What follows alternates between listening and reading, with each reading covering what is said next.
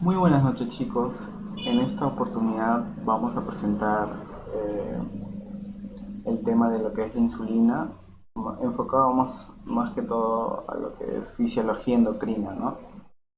Antes de comenzar, quiero mandarles un saludo y desearles que hayan pasado unas bonitas fiestas y que este año 2021 puedan concretar todas sus metas y sea un año mucho más próspero que el 2020, ¿no?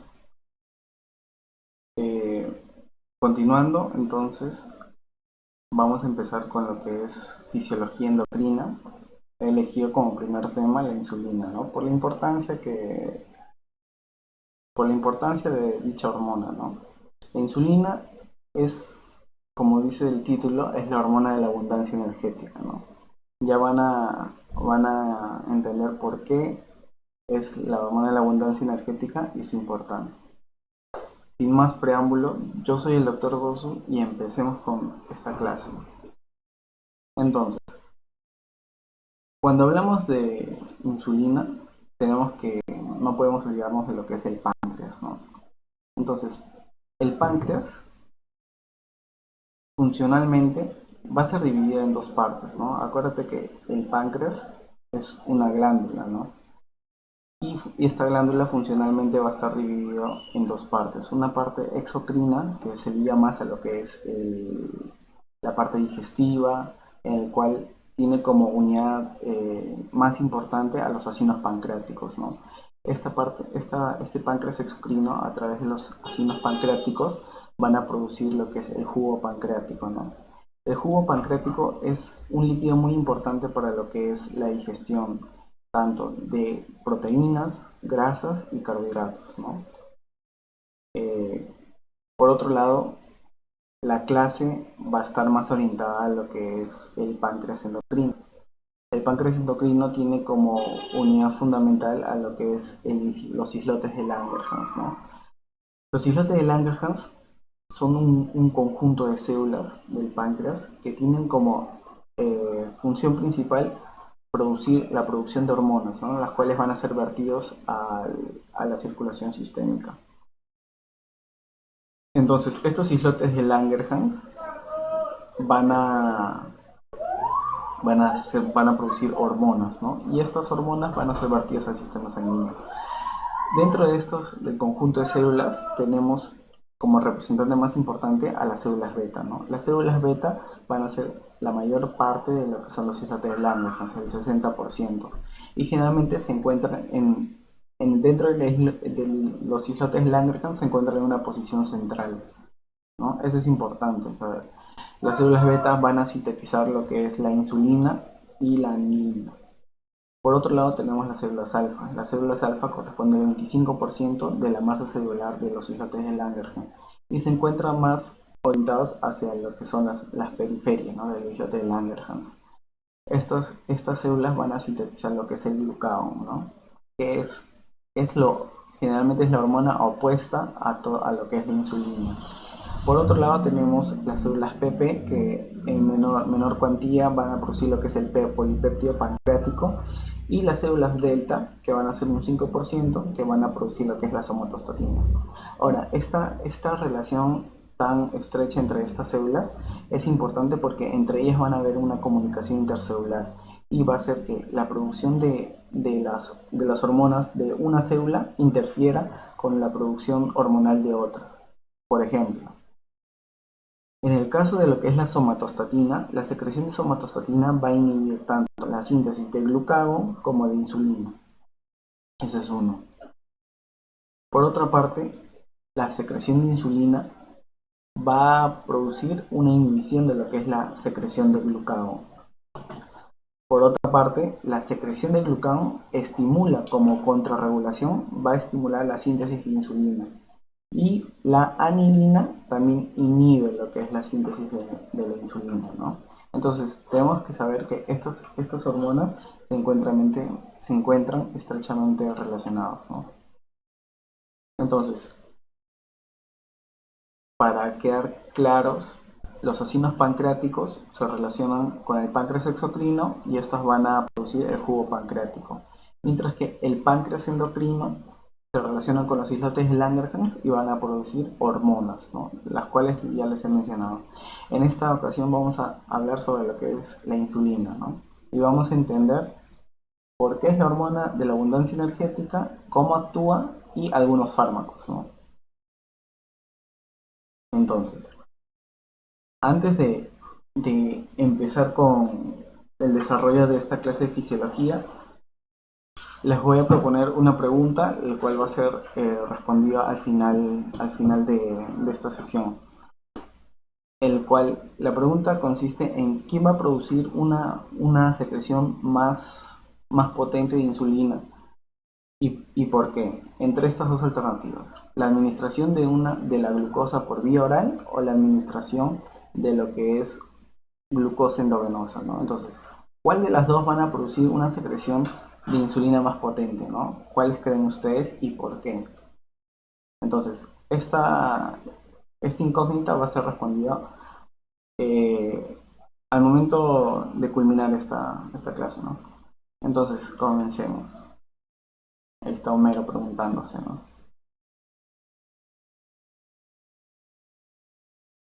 Entonces, para estudiar la insulina, primero, la insulina, yo me aprendo todo lo que es insulina como si fuera un cuento, ¿no? Entonces, primero tenemos que saber quién es la insulina y cómo está estructurada.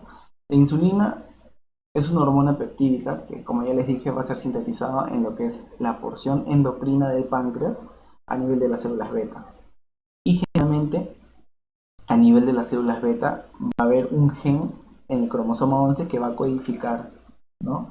Va a codificar el ARN mensajero y este ARN mensajero va a ser traducido y va a formar el precursor de lo que es la insulina. A este precursor se denomina la preproinsulina.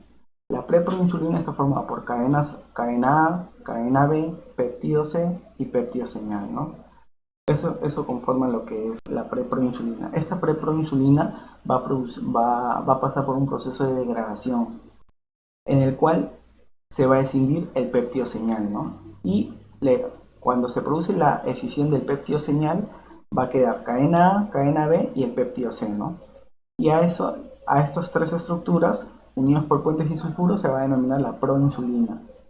Esta proinsulina, a su vez, también va a sufrir otro proceso de degradación y lo que se va a escindir es el péptido C o también llamado péptido conector, ¿no? Entonces va a quedar cadena A, cadena B unido por puentes disulfuro, lo cual lo vamos a conocer como insulina. Entonces se va a formar insulina y por otro lado se va a formar péptido C. Ya les voy adelantando que el péptido C es importante. ¿Por qué? Porque tanto insulina como el péptido C se van a sintetizar en cantidades equimolares, es decir, en la misma proporción de cantidades se va a sintetizar tanto insulina como péptido C.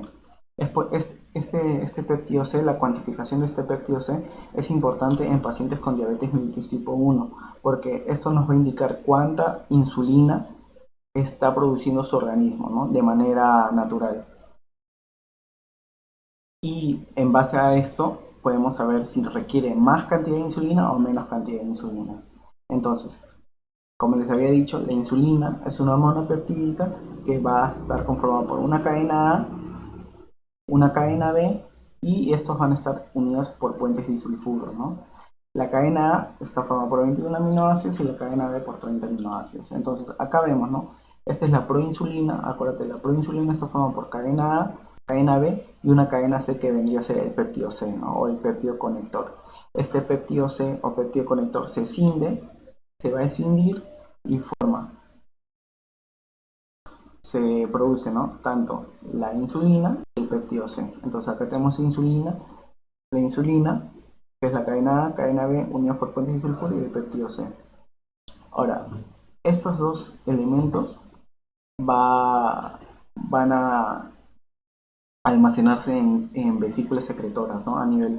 Y estas vesículas secretoras se van a encontrar a nivel del aparato de Golgi, ¿no? Entonces, frente a un estímulo, estas vesículas van a ser secretadas, como vamos a ver a continuación, ¿no? Entonces, como les dije, la insulina está formada por una cadena A, una cadena B la cadena A de 30 aminoácidos y la cadena B de 21 aminoácidos, unidos por puentes disulfuro, ¿no? Generalmente la insulina a nivel plasmático tiene una semivida de 6 minutos. ¿Y, cuáles son las enzimas que van a degradar la insulina? Se denominan las insulinasas, ¿no? Las insulinasas principalmente se van a encontrar a nivel del hígado, principalmente, y luego a nivel renal, ¿no? Entonces, estas insulinasas lo que van a producir es que van a cortar estos puentes de sulfuro y van a liberar tanto la cadena A y la cadena B de lo que es la insulina, ¿no? Entonces, estas cadenas pueden ser secretadas a nivel de la orina, excretadas a nivel de la orina, ¿no?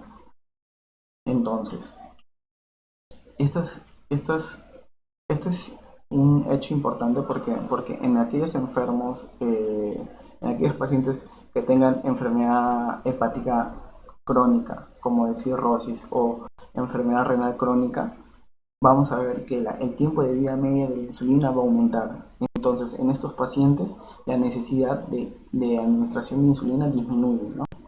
Va a disminuir. Eso es importante tener en cuenta, ¿no?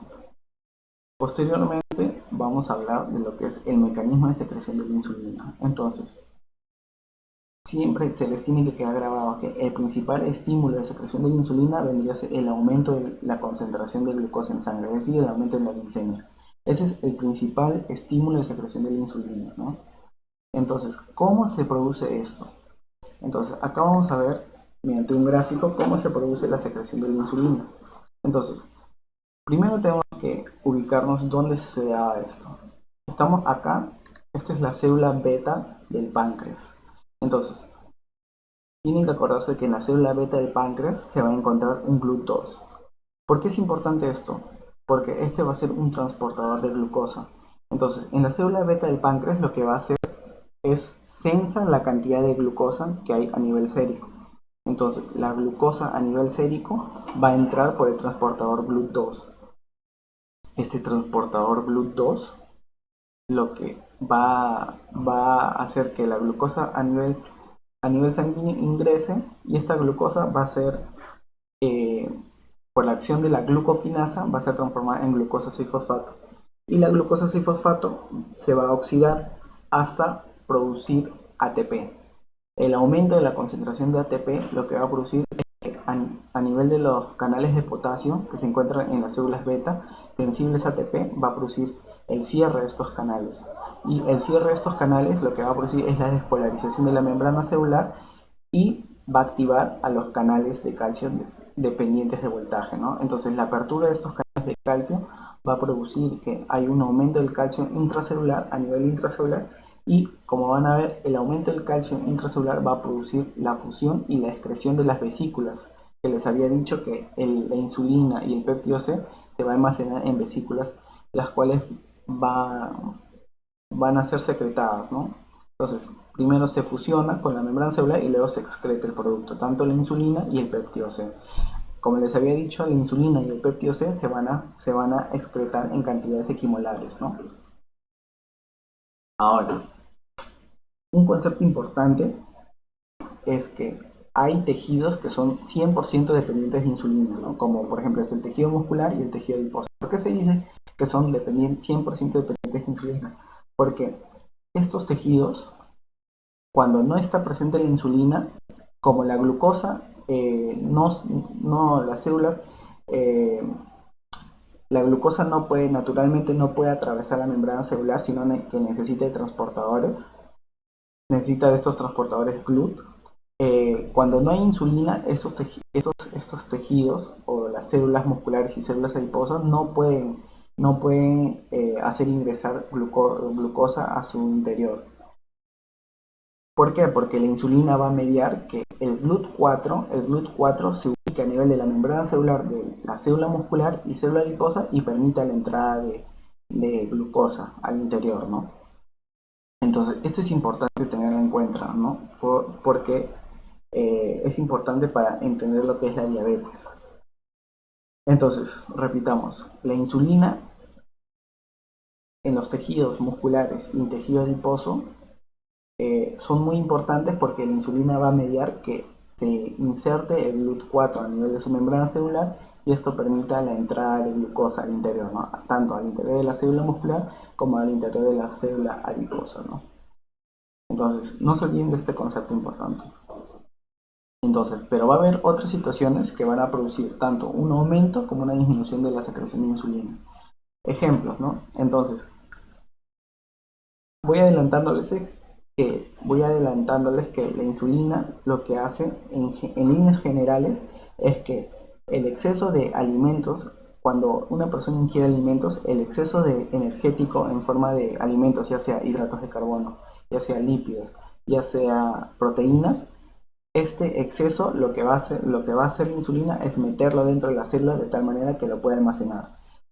Cuando, por ejemplo, cuando hay un aumento de lo que son los hidratos de carbono, este aumento de los hidratos de carbono lo va a meter al interior de la célula, tanto muscular como del hígado, y va a formar glucógeno, ¿no? Que es el polímero de la glucosa. Es un polisacárido. El aumento de los ácidos grasos lo vas a transformar en triglicéridos, que es el depósito, ¿no? Dentro de las células adiposas. Y las proteínas las va a almacenar a nivel muscular, ¿no?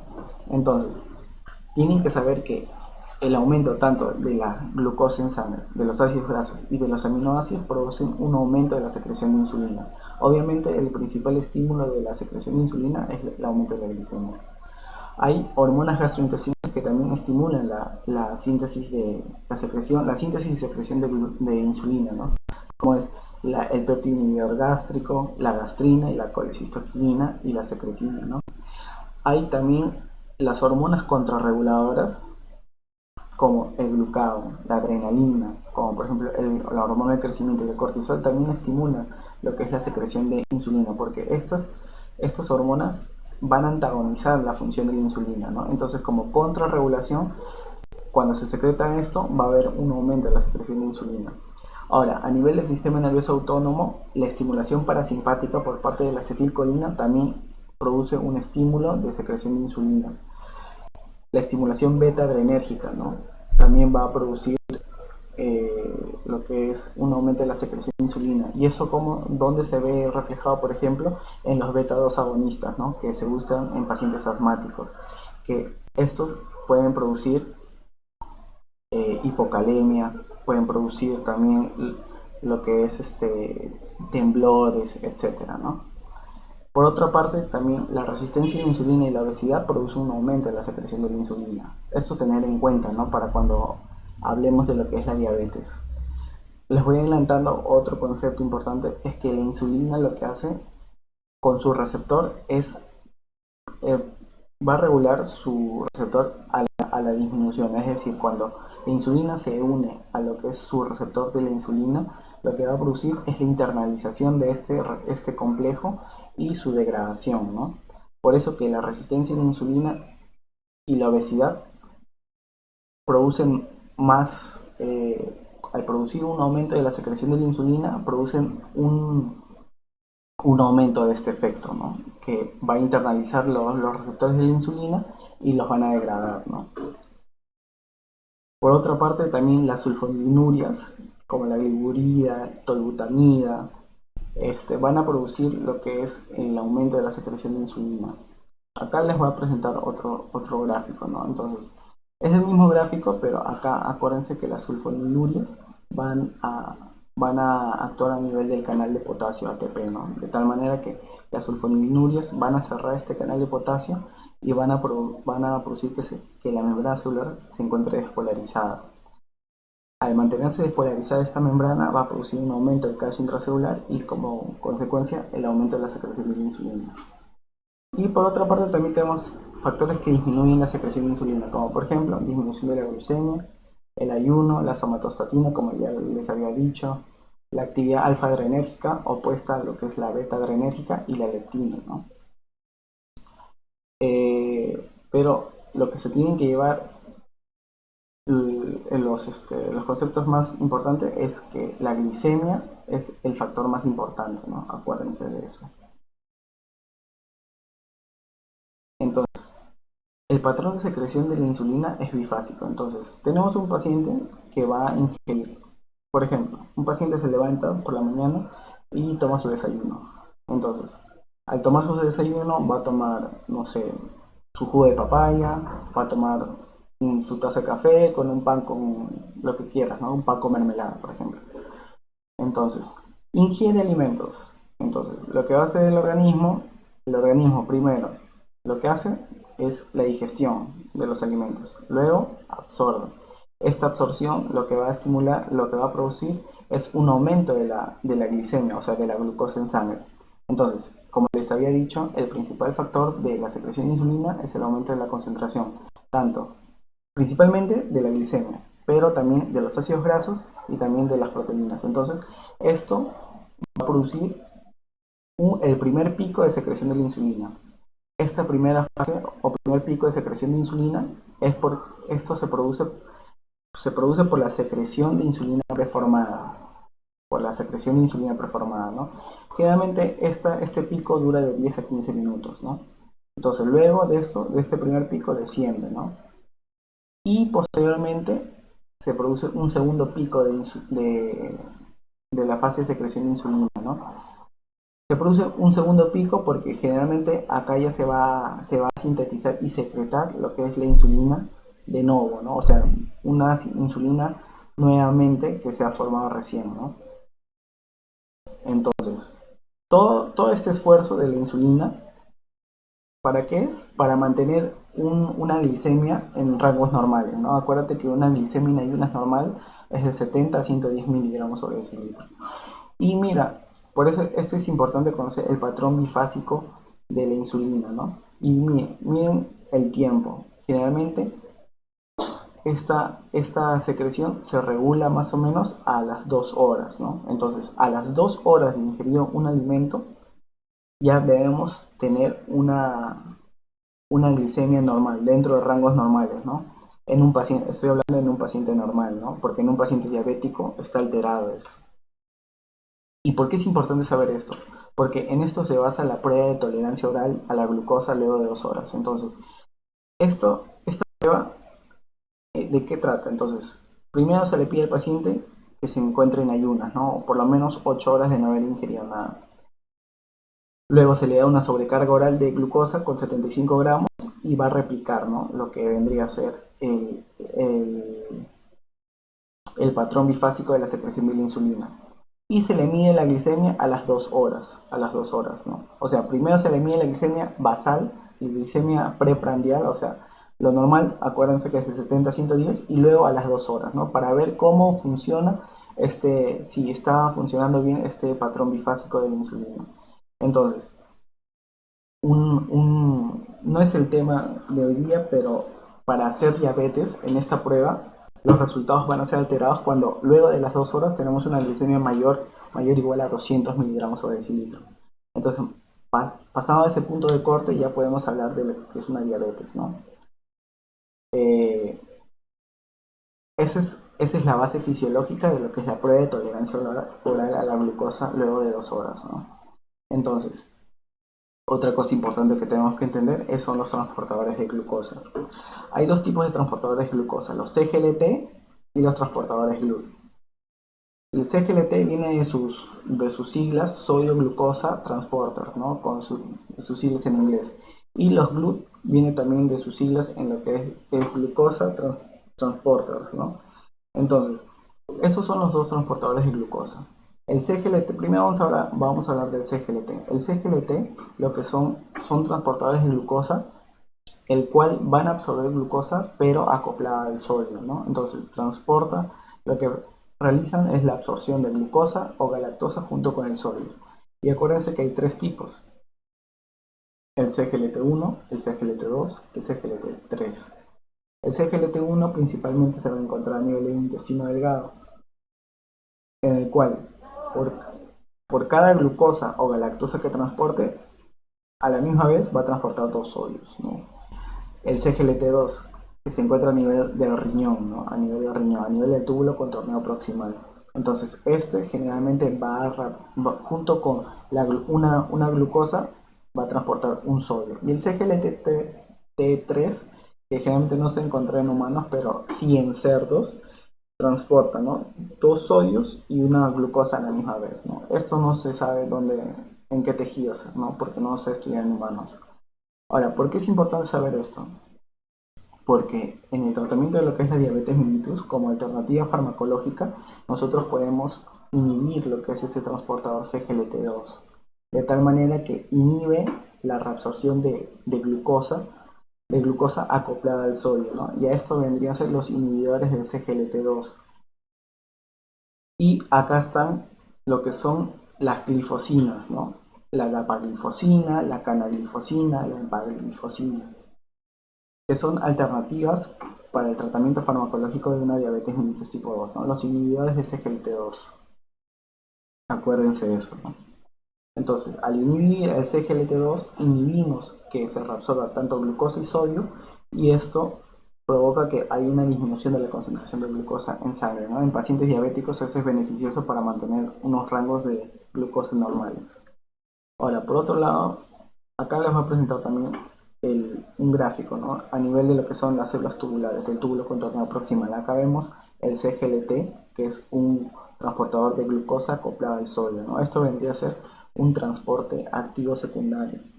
Acuérdense que en el túbulo contorneado proximal no solamente se reabsorbe el 100% de glucosa, sino también el 100% de aminoácidos, ¿no? Eso es importante saber. Ahora, los transportadores GLUT. Entonces, los transportadores GLUT son transportadores que van a mediar el ingreso de monosacáridos a la célula, sea glucosa, fructosa o galactosa, ¿no? Entonces, hay muchos transportadores GLUT, pero los más importantes son los 5 primeros, ¿no? Y de estos, no se tienen que olvidar ni el GLUT2 ni el GLUT4. El resto se pueden olvidar, pero el GLUT2 y el GLUT4 nunca se olvidan. Primero, vamos a hablar del GLUT1. El GLUT1 es un transportador de glucosa que va a transportar tanto glucosa y galactosa. Acuérdense, el 1 y el 3, glucosa y galactosa. ¿Y dónde se va a ubicar? En glóbulos rojos, barrera hematoencefálica y placentaria y en el riñón. Estos, tanto el 1 como el 3, su función es el ingreso basal de glucosa a nivel de las células. El GLUT2 es muy importante. Este transportador va, dicho redundando, va a transportar glucosa, galactosa y fructosa. Pero esto es importante, nunca se olviden. El GLUT2 se va a encontrar a nivel del hígado y células beta del páncreas, como ya se las mostré, ¿no? Entonces, esto es importante porque a nivel del páncreas, a nivel de las células beta, van a ser un sensor de cómo se encuentra la glicemia del paciente. Y a nivel también del intestino delgado y el riñón, transporta la glucosa en la membrana vasolateral del intestino y el riñón, ¿no? El GLUT3, igual que el GLUT1, los monosacáridos que transporta son glucosa y galactosa, se van a ubicar a nivel del cerebro y la placenta y también se encargan del ingreso basal de glucosa. Otro transportador importante que no se deben olvidar es el GLUT4. El GLUT4, el único monosacárido que transporta es la glucosa. ¿Y dónde se van a ubicar? En los tejidos 100% dependientes de insulina, que son el tejido adiposo y el tejido muscular, tanto músculo esquelético como músculo cardíaco. Esta GLUT4 solamente se va a poder, se va a poder, se va a poder insertar a nivel de la membrana celular en, en presencia de insulina, ¿no? En presencia de insulina. Entonces, en presencia de insulina se va a insertar a nivel de la membrana celular. Entonces, en el tejido muscular incluye tanto tejido muscular esquelético y cardíaco. Entonces, ¿cuál es la función de esto? El ingreso de glucosa, el cual es estimulado por la insulina. Y en el GLUT5, que solamente transporta fructosa, se van a encontrar en espermatozoides. Acuérdense que el único fuente de energía en los espermatozoides va a ser la fructosa, ¿no? Entonces se encarga del transporte de la fructosa, ¿no? Eso nunca se olviden. No se olviden el GLUT2 y el GLUT4, que son muy importantes en la fisiopatología de lo que es la diabetes. Ahora, ¿cómo se realizan las acciones de la insulina? Entonces, tenemos que conocer el, lo que es el receptor de la insulina, ¿no? Entonces, acá les presento el receptor de la insulina. El receptor de la insulina está formado por dos unidades alfa y dos unidades beta unidas por puentes disulfuros. Las unidades alfa se van a encontrar en el medio extracelular y las unidades beta se van a encontrar tanto a nivel extracelular, atraviesan la membrana celular y a nivel intracelular. Y acuérdense que las unidades beta tiene una actividad tirosina intrínseca. Entonces, lo que va a pasar es que cuando la insulina se une a lo que es a la subunidad alfa, va a producir un cambio conformacional. Este cambio conformacional de la subunidad alfa lo que va a producir es que la subunidad beta, con su actividad tirosina intrínseca, se autofosforile, ¿no? Entonces, esta autofosforilación de la subunidad beta va a producir que esta subunidad beta, con la actividad tirosina intrínseca, fosforile las enzimas, fosforile las enzimas que van a mediar lo que es la actividad de la insulina, ¿no? Entonces, mediante la fosforilación de las enzimas sustratos de la insulina, van a mediar su acción, ¿no? Como por ejemplo, el transporte de glucosa, ¿no? Con la inserción de los GLUT, la síntesis de proteínas, síntesis de grasa, síntesis de glucosa e incluso el crecimiento y expresión de genes. Pero más adelante vamos a explayarnos en lo que es las acciones de la insulina. Entonces, primer paso, la insulina se une a la subunidad alfa. Segundo paso, se activa la subunidad beta con actividad tirosina intrínseca por la cual se autofosforila, ¿no? En presencia de ATP. Luego la tirosina activada fosforila otras proteínas o enzimas implicadas en las acciones fisiológicas de la insulina. Y algo muy importante que les dije es que el complejo insulina y receptor va a ser internalizada en la célula, ¿no? Y posteriormente va a ser degradada por proteasas intracelulares. Entonces, como les había dicho, la insulina regula por disminución su propio receptor, ¿no? Y esto es importante de la menor sensibilidad a la insulina en la obesidad y en la diabetes mellitus tipo 2. Como les había dicho, la obesidad y la resistencia a la insulina promueven un aumento de la secreción de la insulina. Y como la insulina regula por disminución su propio receptor, el aumento de la secreción de insulina va a internalizar mayor cantidad de receptores y va a hacer que sea menos sensible a la acción de la insulina. Ahora, las acciones de la insulina. Entonces, como les había dicho, en líneas generales, como la insulina es la hormona de la abundancia energética, lo que va a mediar es que todos los alimentos o carga energética excedente de la alimentación o de la dieta va a ser metido dentro de la célula, ¿no? Entonces, es así como la insulina va a actuar a nivel del metabolismo de los carbohidratos, metabolismo de las grasas y metabolismo de las proteínas principalmente. Tienen otros efectos que vamos a ver. Entonces, a nivel del metabolismo de los carbohidratos, tenemos que saber que lo que va a hacer la insulina es que aumenta la captación de glucosa, o sea, mete la glucosa dentro de la célula. Posteriormente, lo que va a promover la formación de glucógeno, ¿no? O sea, la glucosa excedente lo va a almacenar en forma de glucógeno, entonces es un polisacárido. Luego va a inhibir lo que es la glucogenólisis, es decir, la degradación de lo que es el glucógeno, ¿no? Entonces va a impedir la degradación del glucógeno. Y también va a inhibir lo que es la gluconeogénesis. La gluconeogénesis, acuérdate que la gluconeogénesis es el proceso de formación de glucógeno,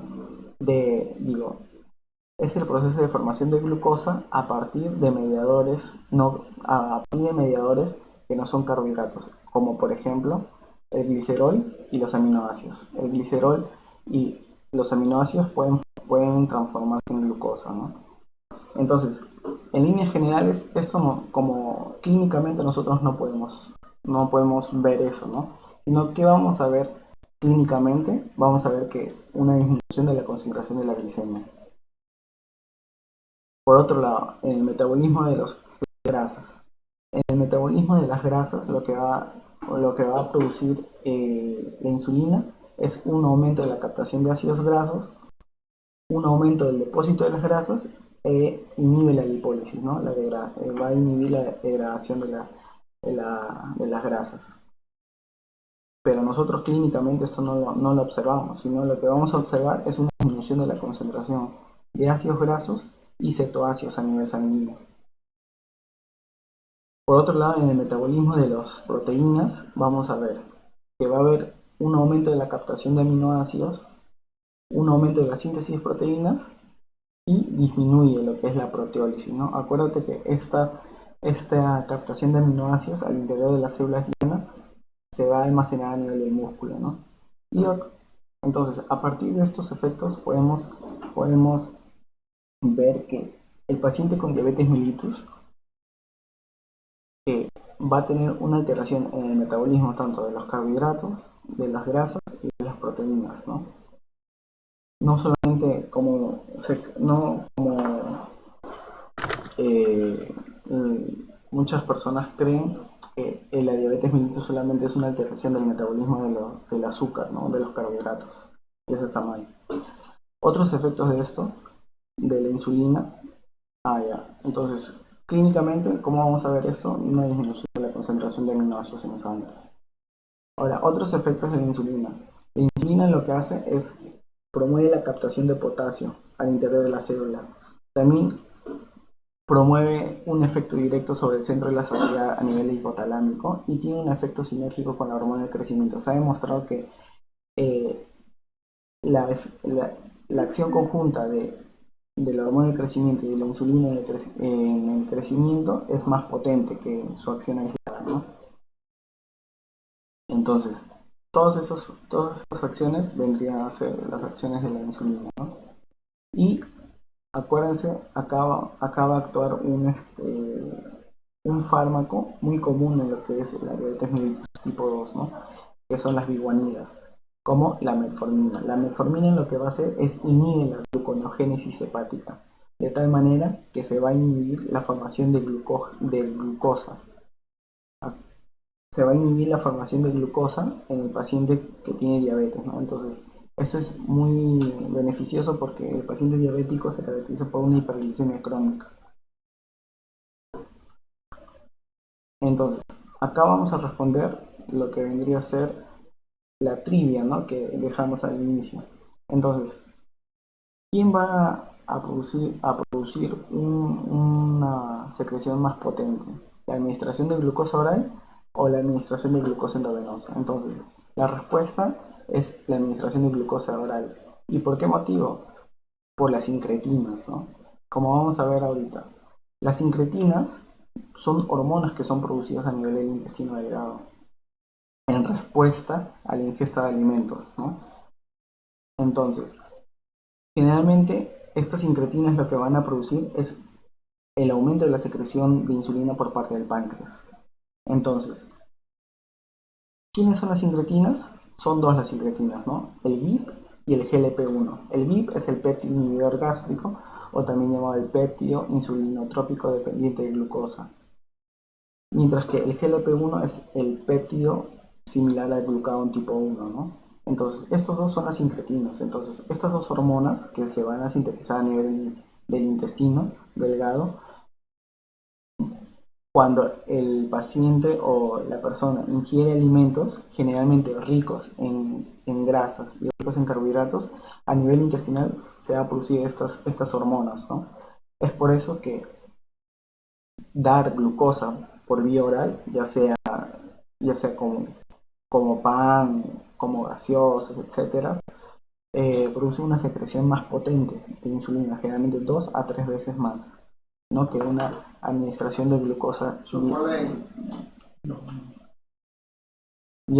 por vía endovenosa. Entonces, ¿dónde se produce, estas hormonas? El péptido inhibidor gástrico o péptido insulinotrópico dependiente de glucosa se va a producir a nivel de lo que son las células K, ¿no? A nivel del duodeno y el yuno. Y el péptido similar al glucagón tipo 1 se produce a nivel de las células L, ¿no? A nivel del ilion y colon. Entonces, como les había dicho, estas dos hormonas van a ser secretadas, ¿no? En respuestas al consumo de alimentos. En especial cuando son ricos en grasas e hidratos de carbono. Entonces, a esto se denomina el efecto incretina, ¿no? El efecto incretina es que va a haber una respuesta secretora de insulina 2 a 3 veces mayor luego de la administración oral de glucosa en comparación con la administración de glucosa endovenosa. Entonces, ahora, el péptido similar al glucagón tipo 1 tiene otros efectos, ¿no? Como por ejemplo, la inhibición de la secreción de glucagón, el retraso del vaciamiento gástrico y suprime la ingesta de alimentos por estimulación del centro de la saciedad. Y esto es un punto muy importante a nivel de lo que es la diabetes mellitus, ¿no? Porque es un target más farmacológico en los pacientes con diabetes mellitus, ¿no? Entonces, acá tenemos personas sanas que ante la ingesta de comidas, lo que se va a producir es tanto el GIP como el GLP-1, ¿no? Generalmente cuando son alimentos ricos en carbohidratos y ricos en grasa. Pero, ¿qué pasa? Que esta acción de estas hormonas es corta, ¿no? ¿Y por qué? Porque va a ser degradada por lo que es la enzima de DPP4, ¿no? Que es la dipeptidilpeptidasa 4. Entonces tiene un efecto corto. Ahora, el GIP, los dos van a producir, acuérdense, los dos van a producir un estímulo de secreción de insulina, pero el GLP-1 va a inhibir lo que es la secreción de glucagón, ¿no? Eso es importante. Entonces, como efecto, como efecto final va a haber un control fisiológico de la glicemia, ¿no? Ahora, esta enzima dipeptidilpeptidasa 4 es muy importante porque aquí también actúa otro grupo farmacológico para la diabetes mellitus tipo 2, ¿no? Entonces acá vamos a ver que las incretinas, tanto GLP-1 como GIP, van a estimular la síntesis pancreática de insulina y van a inhibir lo que es la secreción de glucagón, de tal manera que va a producir una regulación, una disminución de la concentración de glucosa en sangre, ¿no? Entonces, a nivel de acá, de las incretinas, la enzima que degrada esto son la dipeptidilpeptidasa 4, ¿no? Y este es un target farmacológico, por eso que hay inhibidores de la dipeptidilpeptidasa 4, y ahí aquí tenemos a las gliptinas, ¿no? Como por ejemplo la sitagliptina, la saxagliptina, la vildagliptina. Por otro lado tenemos también agonistas del GLP-1, que también son otro grupo farmacológico que se usa en diabetes mellitus tipo 2. Y ahí tenemos a la hexanatida, liraglutide y lixosenatide, ¿no? Entonces, estas son las bases. Conociendo la fisiología de la insulina, vamos a entender mucho mejor lo que es la diabetes mellitus y sus complicaciones, ¿no? Entonces, eso sería todo por el momento. Acá les dejo la bibliografía si quieren ahondar de dónde he sacado la información. Si les gustó el video, me podrían apoyar con un like y suscríbanse al canal para ver los últimos videos que voy a colgar. Muchas gracias.